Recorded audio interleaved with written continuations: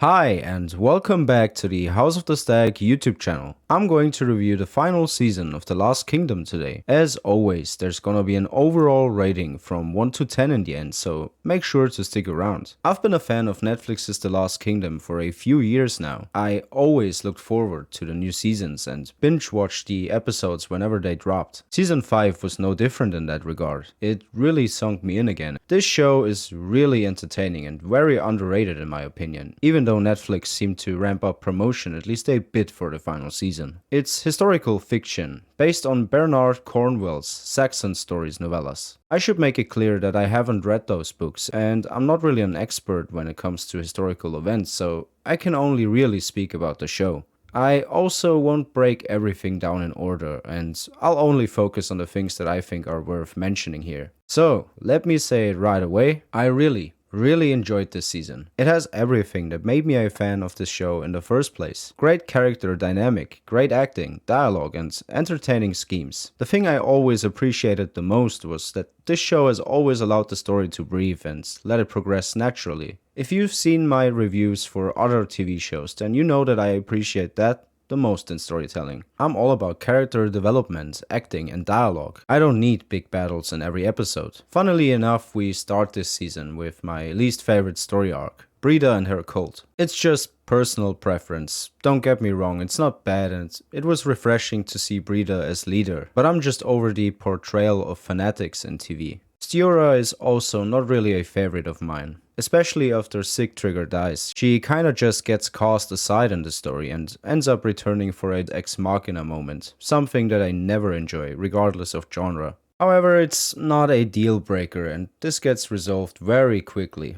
The Last Kingdom wastes no time whatsoever in its final season. Season 5 has 3 major arcs. As I said, Breeder and her cult, Ethelhelm and his intrigues, and last but not least, the war at Bebbanburg against King Constantine of Scotland. Out of these 3 storylines, I enjoyed Ethelhelm and his conspiracies the most. Given that I didn't read the books, I never knew what to expect next, and it was fun to speculate about that. I really just loved to hate the guy. Adrian Schiller did a very good job in portraying him. He was basically the little finger of this show, and it was fun to see all the chaos unfold with him being one step ahead all the time. I also liked that he died like a coward. His arrogance and ambition cost him his own daughter. This has been a long time coming, and it was very rewarding. In general, everything surrounding King Edward, Wessex, and the future of England was very good television in my opinion. Edward's character development really started to shine this season and we see a more ruthless side of him. Something that will probably be explored even more in the sequel movie. I like where the relationship between Edward and Uthred leaves off. This could be the door opener for some really good drama, but we'll see. The banter between Uthred and his friends was always hit or miss for me, but overall I thought it was okay this season. I'm all for comic relief, but it can definitely feel a bit forced at times. Ian Mitchell's Osferth is my favorite out of all of Uthred's friends, and it was sad to see him go. You can definitely feel his absence, because in comparison to Osferth, Finan and Cedric are both quite boring in my opinion. Sure, they gave them wives and kids, but other than that they're very generic, especially Cedric. Athelstan, on the other hand, was a solid addition. I imagine he'll play one of the biggest parts in the movie, given what the real Athelstan ended up becoming.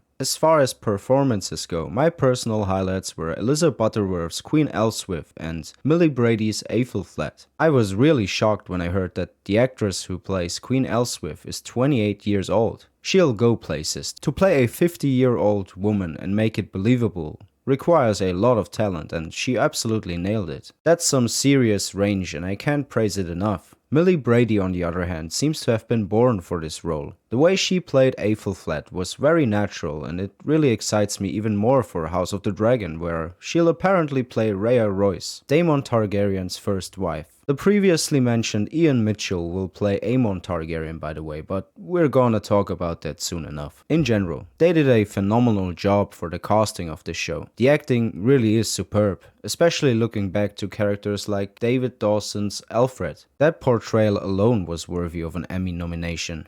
Crowned red with their blood, we shall strip them of what they have plundered. We shall make them cry out for mercy, and there will be none. No mercy!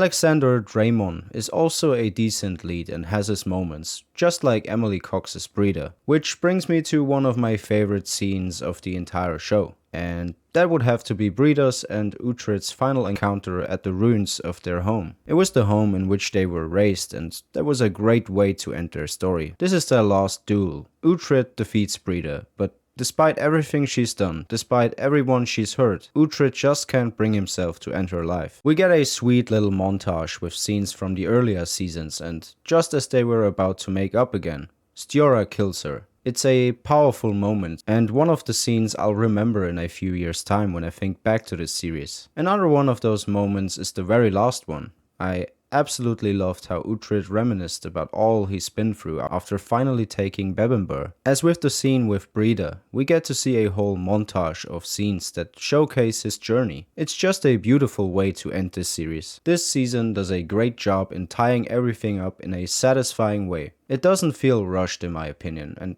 that's what separates it from a lot of other shows out there. The fact that we're going to get a follow-up movie and the ending still feels like a conclusion to the story shows how great the ending really is. If you're a fan of Game of Thrones or Vikings, then you should definitely give this one a try. I personally can't wait for the movie now. We don't have a release date yet, but once it's out, I'll definitely review it on this channel. I give season 5 of The Last Kingdom a 7 out of 10. And that's it for today. Thank you so much for watching. I hope you enjoyed this video. What did you think about The Last Kingdom? Leave it down below so we can have a discussion. Take care and see us later.